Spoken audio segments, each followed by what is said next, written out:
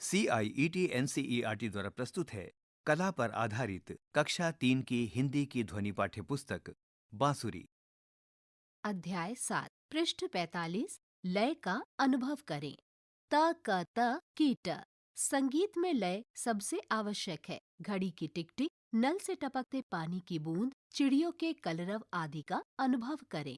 आपके आसपास और क्या है जो एक स्थिर लय बनाता है?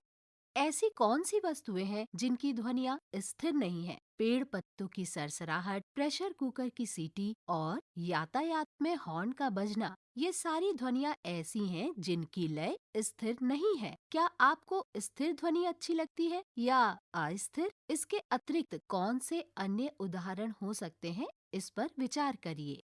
गतिविधि 1, 1, 2, 3, 4। पृष्ठ के दाहिनी तरफ ऊपर की ओर कुछ क्रियाओं को दिया गया है, जिनमें चुटकी बजाना, ताली बजाना, लयबद्ध पैरों की थाप आदि है। आपको 4 अन्य लयबद्ध ताल बनानी है और उसका आनंद लेना है।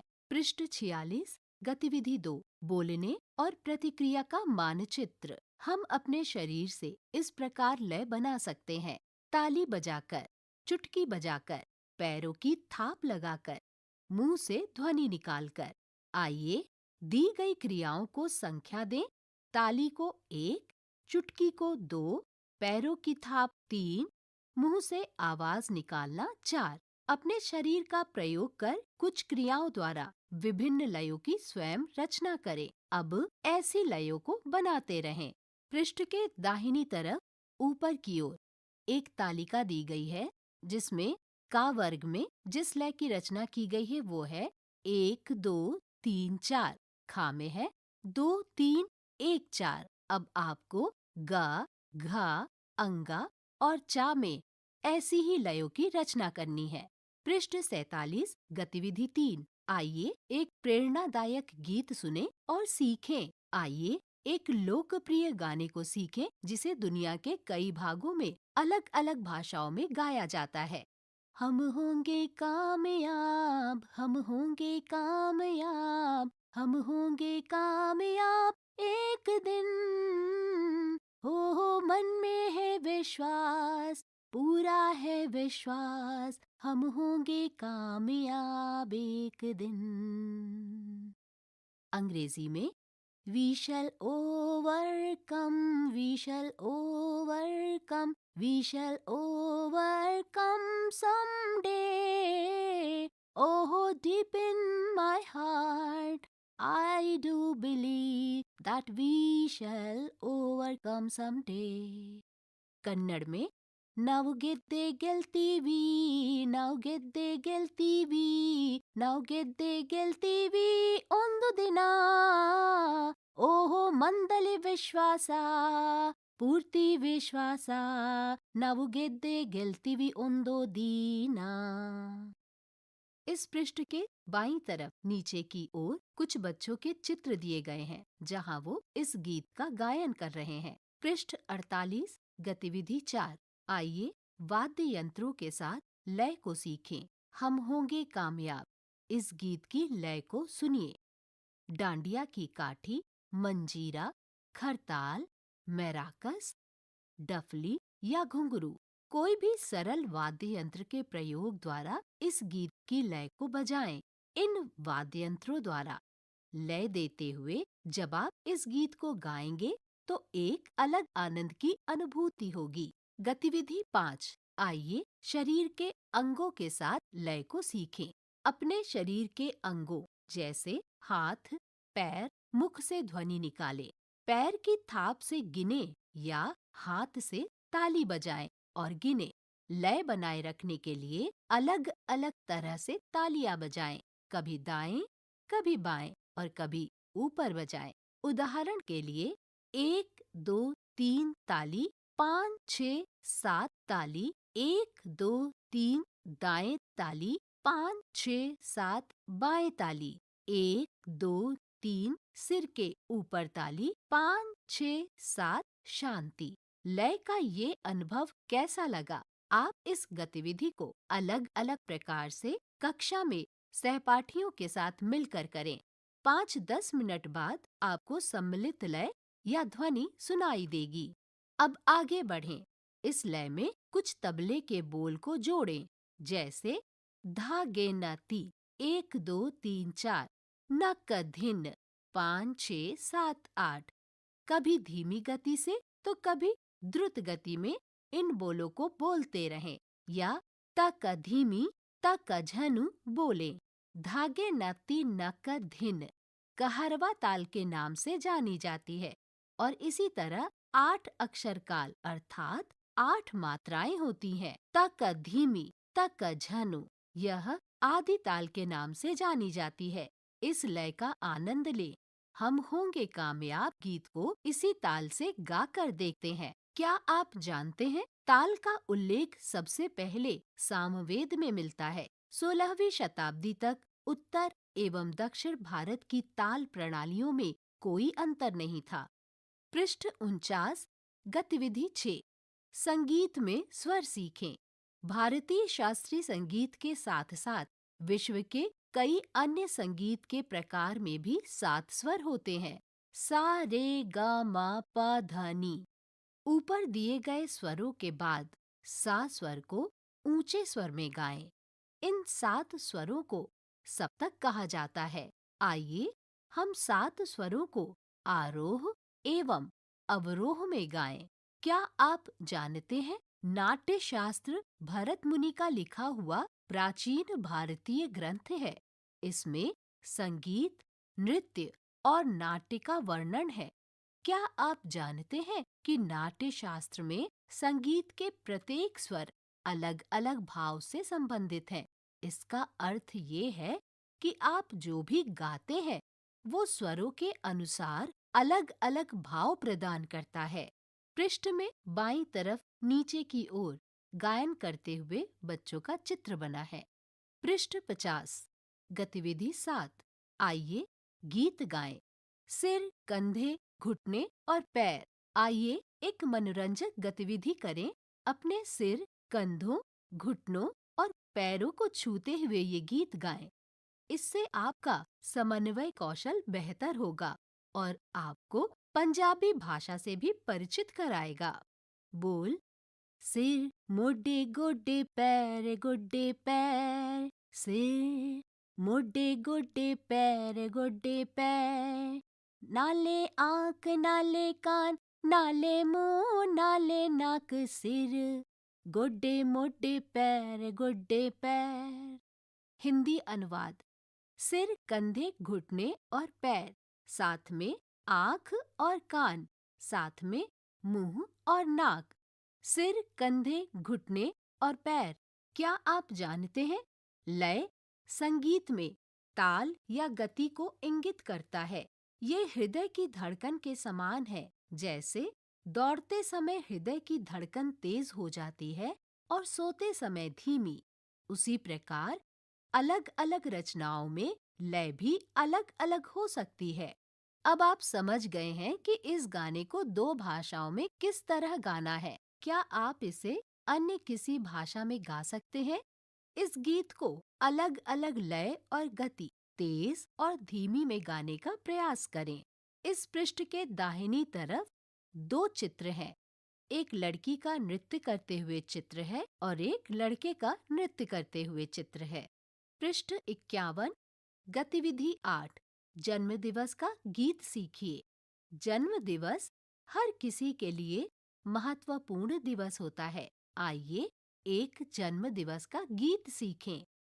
जन्मदिनमिदं आयु प्रिये सखे, शान्तनोतु ते सर्वदा मुदं, प्रार्थयामहे भयशतायुषी ईश्वरा सदा, त्वाच रक्षतु पुण्यकर्मणा, कीर्तिमार्जया जीवनं तव भवतु सार्थकम्।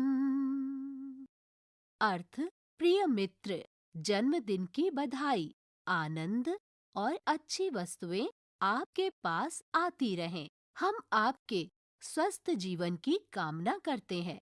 आप दीर्घायु हो, ईश्वर आपकी रक्षा करे। आप अपने अच्छे कार्यों के लिए पहचाने जाएं। आपका जीवन उद्देश्य पूर्ण हो। रचनाकार स्वामी तेजोमयानंद। भाषा संस्कृत। क्या आप अपना मनपसंद गीत गा सकते हैं?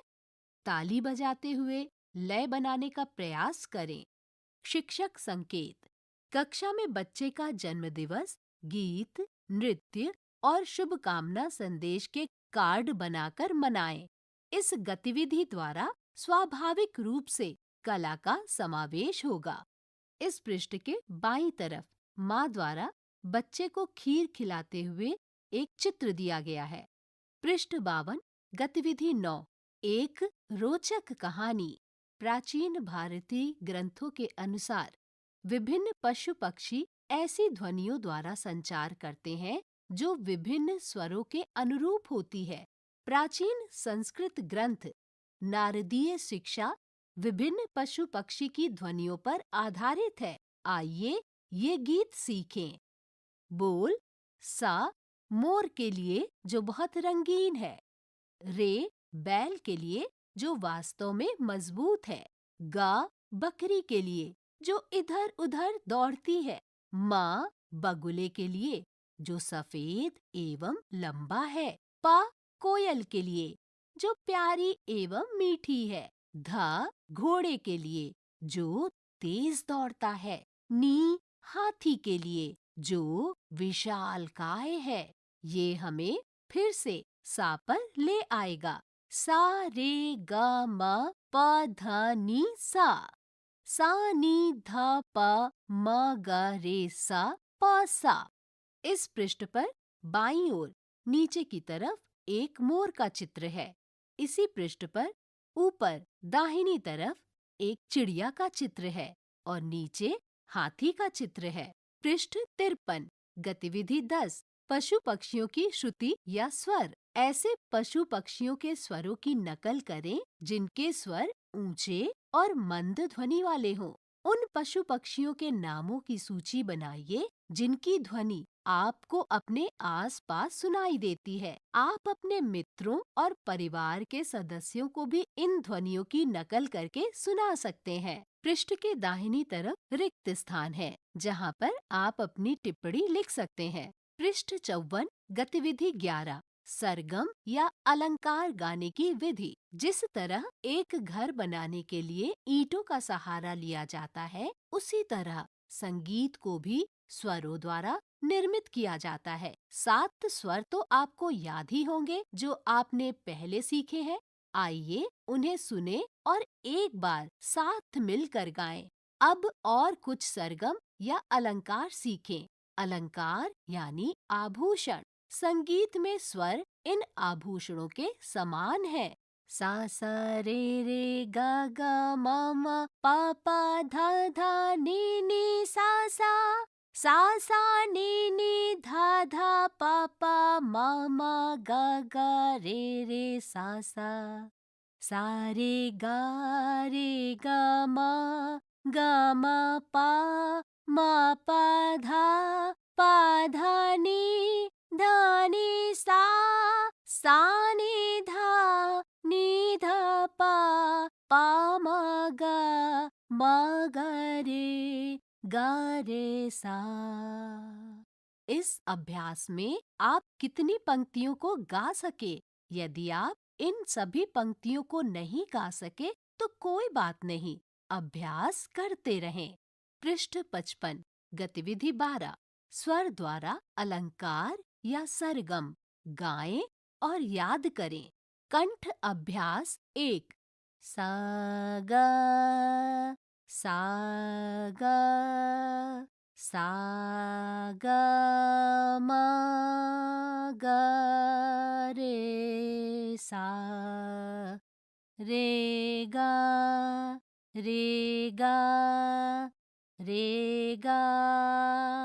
पा मा गा रे सा सा। अब कुछ शब्दों को ताली के साथ ऊपर दिए गए स्वरों के अनुसार गाएं। आओ आओ खुशियां मनाएं, गाओ गाओ सब मिल गाएं। 2. आइए एक और सरगम या अलंकार गाएं। सा रे गा गा गा गा मा पा। ऊपर दिए गए अलंकार या सरगम को आगे बढ़ाते हुए खाली स्थान में पूरा करें और गाएं। रिक्त स्थान। नी सा। विशेष: जब सा के ऊपर बिंदु होता है तो इसका अर्थ है कि आपको सा को ऊंचे स्वर में गाना है। क्या आप जानते हैं, हम स्वर मान पिच शब्द का उपयोग ये समझाने के लिए करते हैं कि कोई स्वर कितना ऊंचा और नीचा है। सुर में गाना कैसे सीखें, ये समझाने के लिए हम तंबूरा या तानपुरा नामक वाद्य यंत्र का उपयोग करते हैं। तंबूरा एक लंबी गर्दन वाला तार युक्त वाद्य है, लेकिन अब इलेक्ट्रॉनिक तंबूरा और यहाँ तक कि तंबूरा ऐप्स भी उपलब्ध है। भारतीय संगीत का अभ्यास करते समय अपने स्वर मान से मेल खाने के लिए तंबूरा का उपयोग करना बहुत सहायक होता है। पृष्ठ के बाईं तरफ तानपुरा का चित्र है। पृष्ठ 56, गतिविधि 13। तालम या ताल को सीखें। आपने सीखा कि तालम या ताल एक लय का स्वरूप यानी कि पैटर्न है। संगीत में हम ताल का उपयोग लय बनाए रखने के लिए करते हैं। प्रत्येक तालम या ताल की मात्रा अर्थात बीट्स एक निश्चित संख्या होती है जो दोहराई जाती है। ये ताल चक्र कहलाता है। आदि ताल और कहरवा ताल तो आपने सीख लिया, जिसमें 8 इकाइयां हैं। एक और ताल जो 6 मात्रा का है, जिसका नाम दादरा है। आइए इसको बोलते हैं। धा धीना धा तीना। गतिविधि 14। ये गीत सुने और उसके साथ ताल देने का प्रयास करें। श्यामले मीनाक्षी। बोल। श्यामले मीनाक्षी सुंदरेश्वर साक्षी शंकरी गुरु गुः समुद्भवे शिवेव पामरमोचनि पंकजलोचनि पद्मासना वाणी हरि लक्ष्मी विनुत शांभवी श्यामले मीनाक्षी सुंदरेश्वर साक्षी। गीत के बारे में। ये देवी मीनाक्षी का गीत है। वे शिव की पत्नी है और सन्मुख की माता है। संयोजक मुत्तुस्वामी दीक्षितर। भाषा संस्कृत। रागम शंकराभरणम। तालम आदि। पृष्ठ 57। कुछ संगीत संबंधी शब्दावली। संगीत में हम कुछ शब्दावली का उपयोग करते हैं। ताल या तालम निश्चित, नियमित यानी रिदमिक साइकिल बोल। लय या लयम गति, टेम्पो। सम या सामम ताल की पहली मात्रा अर्थात बीट, जिस इकाई से ताल की शुरुआत होती है। आवर्तन या आवर्तनम ताल का एक चक्र। इस पृष्ठ के बाईं तरफ नीचे की ओर कुछ बच्चों द्वारा तबला, हारमोनियम, ढोलक वाद्य यंत्रों का बजाते हुए चित्र है। पृष्ठ के दाहिनी तरफ ऊपर की ओर एक लड़की द्वारा वाद्य यंत्र बजाने का चित्र है और नीचे की तरफ 2 लड़के ढोल और नगाड़ा बजाते हुए का चित्र है। ये अध्याय यहीं समाप्त होता है। अभी आप सुन रहे थे कक्षा 3 की ध्वनि पाठ्य पुस्तक बांसुरी। वाचन स्वर प्रीति मिश्रा। ध्वन्यांकन वीरेंद्र रावत। निर्माण सहयोग मोहम्मद शमीम खान। निर्देशन तथा निर्माण विमलेश चौधरी तथा प्रस्तुति CIET NCERT नई दिल्ली, भारत।